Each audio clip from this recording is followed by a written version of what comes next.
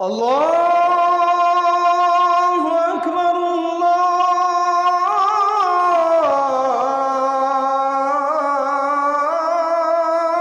আকবার।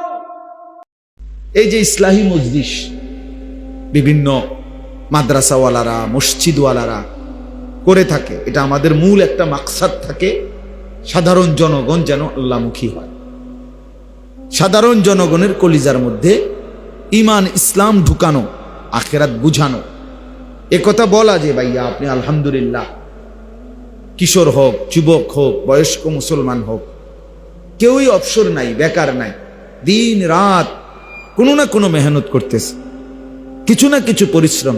কেউই সকাল 6টা থেকে রাত 12টা পর্যন্ত ঘুমায় না, এমন পাগল কোনো মানুষ নেই। ঠিক না কথা বল? যে সকাল 6টায় শুইছে, রাত্রের 12টা বাজে উঠছে, টানা শুধু ঘুমে গেছে, এমন মানুষ হইতে পারে? প্রতিবন্ধী থাকলে সেটা ভিন্ন কথা, স্বাভাবিক কোনো মানুষ এমন হয় না। তাহলে তার মানে একটা নির্দিষ্ট সময় মানুষ ঘুমায়, কিন্তু বাকি সময় কিছু না কিছু পরিশ্রম করে। তো এই পরিশ্রম কারোটা যৌক্তিক, কারোটা অযৌক্তিক, কারোটা হালাল, কারোটা হারাম, কারোটা কোরআন সুন্নাহ আল্লাহ অনুমোদিত, কোনোটা অনুমোদিত না, কোনোটা নেকি, কোনোটা গুনাহ।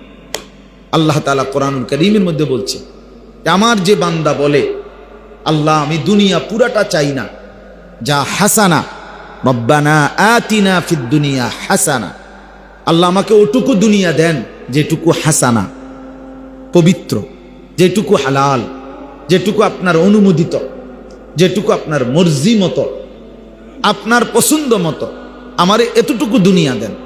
ওয়াফিল আখিরাতি হাসানা, আখিরাতেও আমাকে উত্তম আপনার পছন্দ মতো যেটা সেটাই দেন। ওয়াকিনা আযাবান নার, এবং আমার জাহান্নামের আযাব থেকে মুক্ত করে দেন।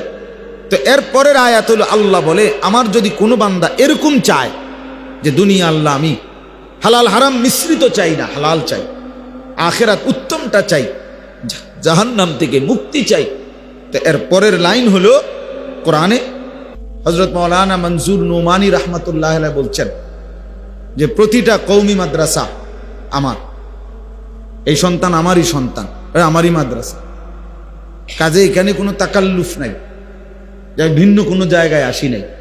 তিনি বলতেন, আমি এখন আসরের নামাজ পড়ছি এক মাদ্রাসায়, মাগরিবের নামাজ পড়ছি এক মাদ্রাসায় আসার পথে। তো আমি ওই আমার সাথে খালেদ সাইফুল্লাহ ভাই, আমার খুলনার হজরতের ঘনিষ্ঠ মানুষ খাদেম, উনি আসছেন খুলনা থেকে। তো ওনারা আমি বলতেছি, ভাই দেখেন পৃথিবীতে এমন সুন্দর ব্যবস্থাপনা আল্লাহ আমগরে যা রাখছে কারো কাছে নাই, যে জায়গায় জায়গায় আমগর জন্য মাদ্রাসা সেটিং করা, যেখানে মন চায় নামাজ পড়তে পারি, মন চায় খাইতে পারে, নাস্তা করা, ঘুমাইতে চাইলে ঘুমানো, এমন আরামসে জায়গা। বহু ভদ্রলোকে হোটেল টোয়াইতে তো জানছে, ফেসাবের জায়গায় তো খুঁজে পেত। আল্লাহ তাআলা আমাদের জন্য কি সুন্দর ব্যবস্থাপনা রাখছে। তাহলে কওমি মাদ্রাসা ঢুকলেই হইলো, আবার কার মাদ্রাসা, এটা কওমি মাদ্রাসা, খালাস চলো ভিতরে, ওযু ইস্তেঞ্জার জায়গা মিলবেই, এখানে গেলেই জামাত পাওয়া যাবে নামাজ, কারণ এটা জামাত হবে, এখানে নিশ্চিত কি হবে, জামাত হবে। এজন্য তো কওমের মাদ্রাসা, আলহামদুলিল্লাহ। তো উনি বলতেন যে প্রতিটা কওমি মাদ্রাসা আমার, প্রত্যেকটা তালিবে ইলম আমার, কাজে আমার এখানে আবার তাকাল্লুফ কি, ঢং কি, লৌকিকতার কি, স্বাভাবিক বলা। এই জন্য বললাম তালেব ইলম আমি তো তোমাদের পিছনে দিলাম, যাতে করে এলাকার মানুষ তোমাদের, তো যে কয়জন আমার করতে হলে আমি এটা ব্যক্তিগতভাবে কোনো সময় পরোয়া করিনি। আজ 21 বছর আমার ওয়াজের বয়স, আলহামদুলিল্লাহ, আল্লাহর দয়া। কোনো সময় মানুষ কম না বেশি, আমি মানুষ বেশি দিয়ে করবো, আমি ভোটে দাঁড়াইছি তো আমার অসুবিধা নেই, বুঝলেন না হুজুর? আমি তো ইলেকশন করতাম না, এমন আমার কোনো ইচ্ছা নাই।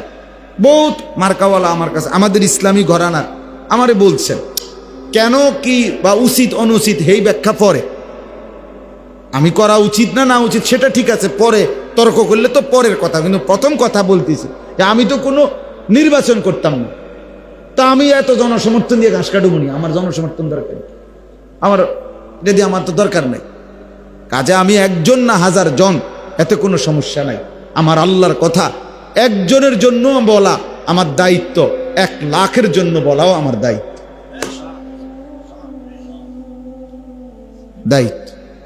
আলহামদুলিল্লাহ বলতে থাকা।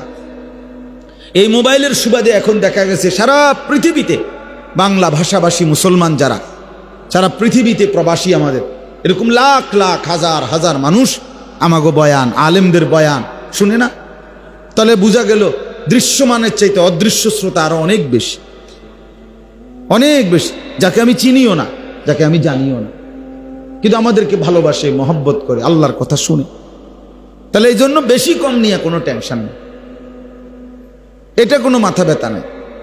আপনাদের কাছে অনুরোধ, ছেলেরাদের কাছে এটাই বললাম আমি,